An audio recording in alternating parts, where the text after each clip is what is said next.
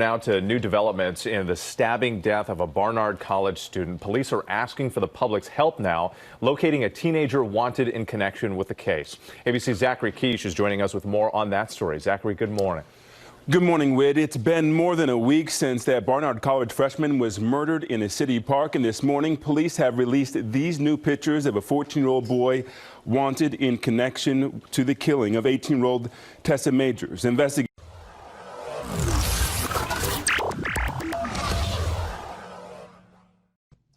Lindsey Graham has political problems at home in South Carolina and may lose his Senate seat in 2020. For the second time in his political career, South Carolina Republican Lindsey Graham is playing a starring role in the impeachment of a United States president. This time, it may end his time in elected office. MSNBC's anchor Chris Hayes on Friday examined. Investigators say up to 3 young teenagers were involved in that deadly robbery inside this Manhattan park. Police say Majors fought back, even biting one of the attackers before she staggered up a steep staircase and later died. A 13-year-old boy has been arrested and charged with felony murder, and police say he implicated himself and 2 friends in the crime. Police did question a different 14-year-old last week, but he has been released. Authorities have been adamant that detectives question the teenagers with their guardians or lawyers.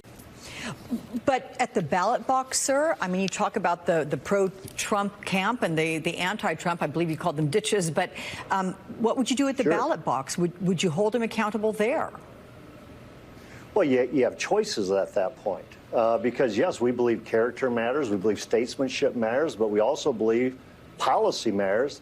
And so, yeah, we want to have a Christian statesman or a person that represents really well, but we also want to advance righteous policy at the same time. And so we're looking at someone who's going to defend the sanctity of human life, who would move the embassy to Jerusalem, who would preserve religious liberty. We turn now to a story in the U.S. sparking outrage. In his final days in office, the former governor of Kentucky issued hundreds of pardons of child rapists and convicted murderers among them. Just so you know, some of the details in this next report are disturbing. Here's our Polo Sandoval.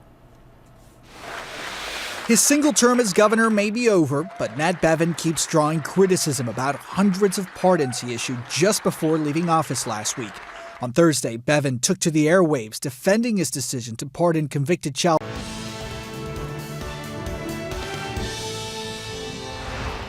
President Trump is officially now on Christmas vacation at his Mar-a-Lago resort in South Florida. And we now know that his team is in full prep mode for the anticipated Senate impeachment trial in the new year. Good morning, everyone. I'm Amaryl Walker in for Christy Paul. I'm Victor Black. Well, good to be with you. The president had a volatile week in Washington. He did accept an invitation by House Speaker Nancy Pelosi, though, to deliver the State of the Union address in February.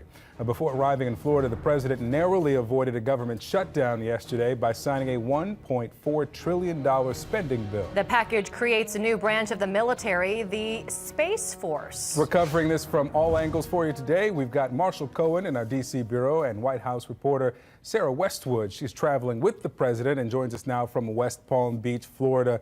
Sarah, good morning to you. And of course, the president now starts his vacation, but the conversation still spilling out of Washington: impeachment.